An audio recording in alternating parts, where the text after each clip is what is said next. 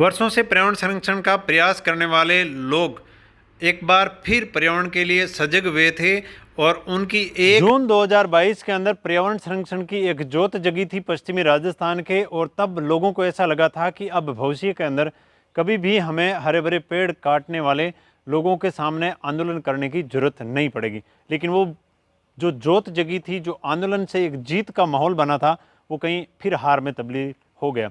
हालांकि पर्यावरण प्रेमियों का संघर्ष कभी हारता नहीं, लेकिन उनकी जो भावनाएं हैं वो फिर आहत इसलिए हो रही है कि जून 2022 के अंदर बड़ी सीड के अंदर बड़ी मात्रा के अंदर पेड़ों की कटाई हुई थी और उन पेड़ों की कटाई करके ज़मीन के अंदर दबा दिया गया था।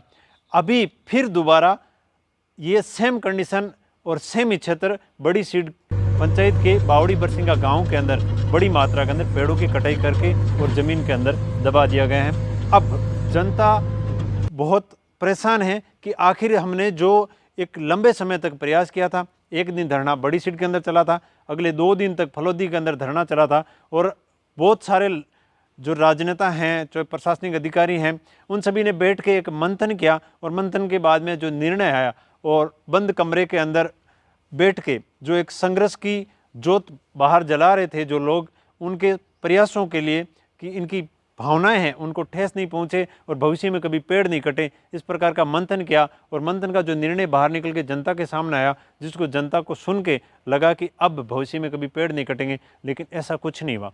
पेड़ लगातार दिनों दिन कटते जा रहे हैं, पर्यावरण को नुकसान पहुँचाया जा रहा है।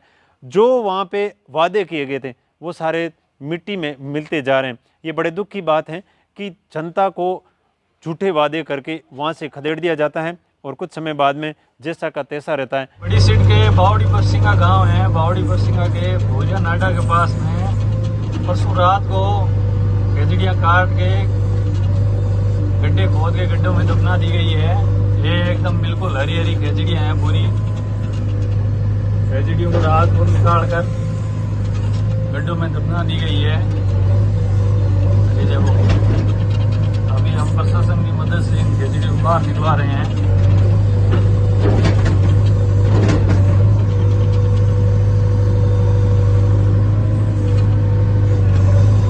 ऐसा ही वाकया बड़ी सीट के बावड़ी बरसिंगा गांव के अंदर हो रहा है।